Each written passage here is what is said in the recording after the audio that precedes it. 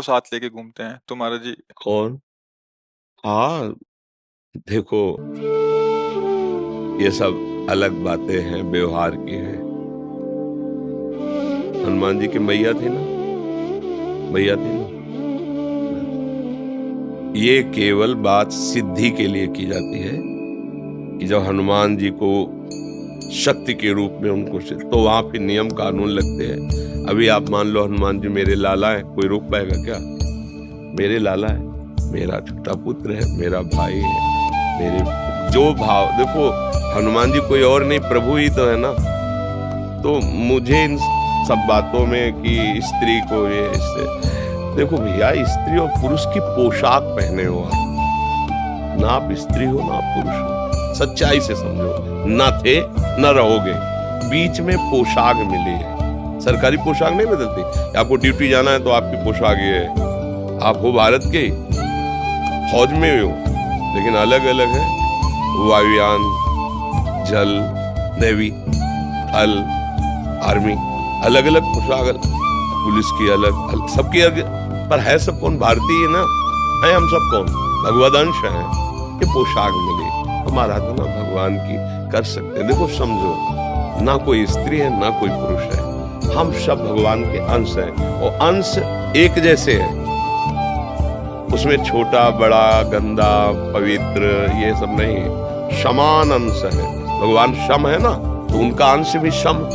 एक श्लोक आता है उपनिषदों में, पूर्णमदः पूर्णमिदं पूर्णात् पूर्णमुदच्यते पूर्णस्य पूर्णमादाय पूर्णमेवावशिष्यते।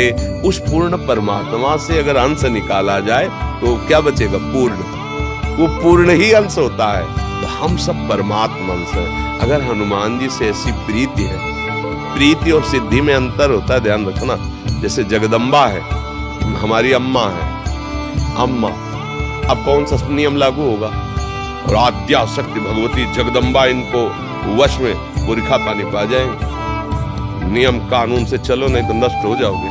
समझ गए? अम्मा, तो अम्मा की गोद में बालक जैसे मलमूत्र, तो अम्मा कोई दंड देती है क्या? कुपुत्र जायेत क्वचित कुमाता न भवति। ऐसे ही हमारे सब प्रभु की से देखो, बाल ब्रह्मचारी हनुमान जी, अंजनी के लिए क्या है?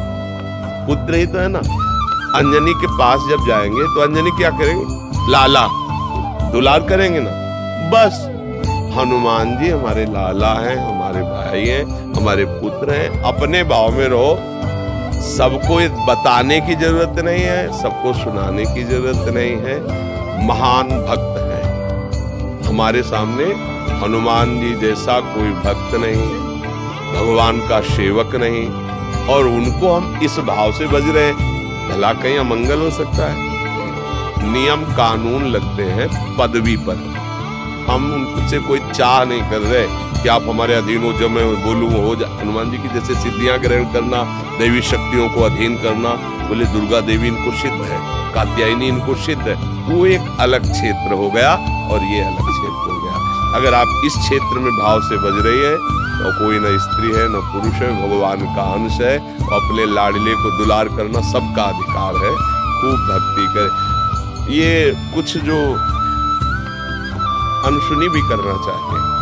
महाराज जी, गंगा में थी ना, फिर अक्षय तृतीया को पंचकोशी कर रही थी, तो पंचमी स्नान पे एक स्त्री ने बोल दिया ना कि छूते नहीं है, तो इन्होंने बाल रूप ले ली। मैंने मार्गदर्शन यही आप करवा। देखो भाई, हम आपको ये नहीं कहते कि आप मंगलवार को बंधनवार लेकर हनुमान जी के मंदिर जाएं, वहां चढ़ें। हम नहीं कह रहे। हम ये नहीं कह रहे कि आप उन सिद्धियों की जैसे प्राप्ति की जाती है।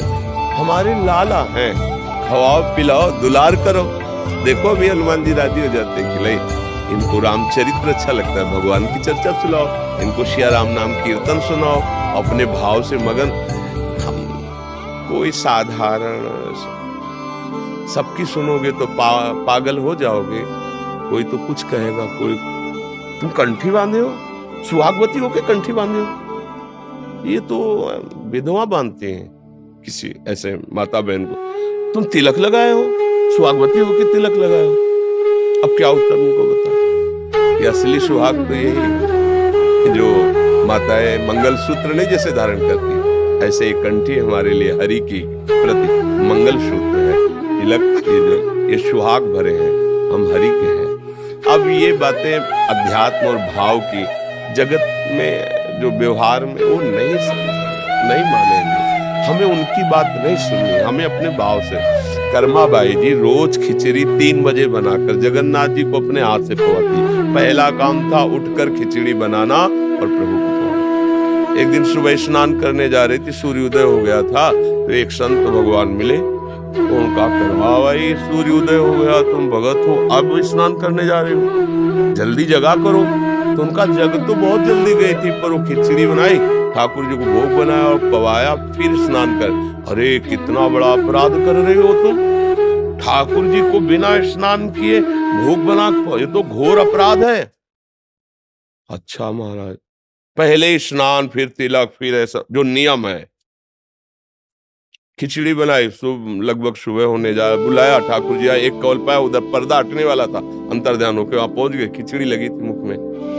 होगा जय जय, अभी तो पर्दा खुला है, भोग तो पधरा नहीं आपके मुख में। तो उनका एक महात्मा ने ना, बड़ा नियम कानून वाला है, समझा दिया हमारी कर्माबाई को।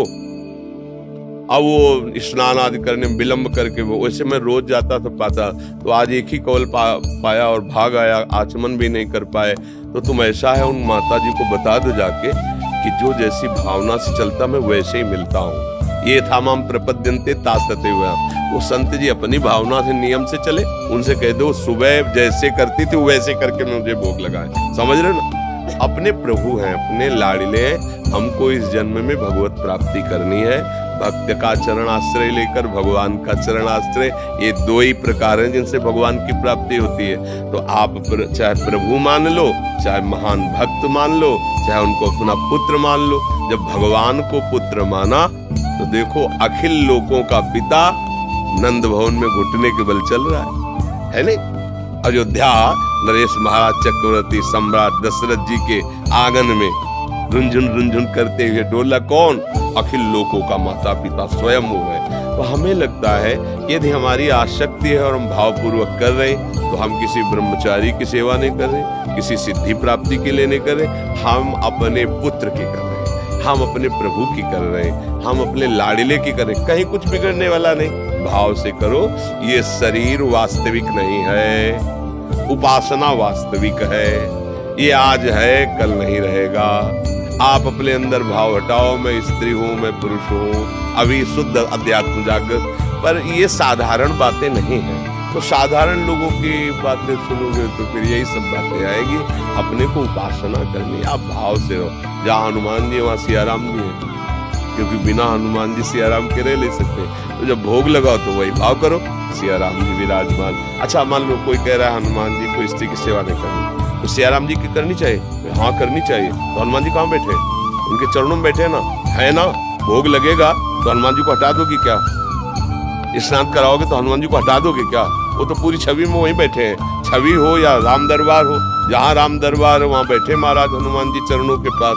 तो समझो कहीं ऐसा हो सकता है क्या?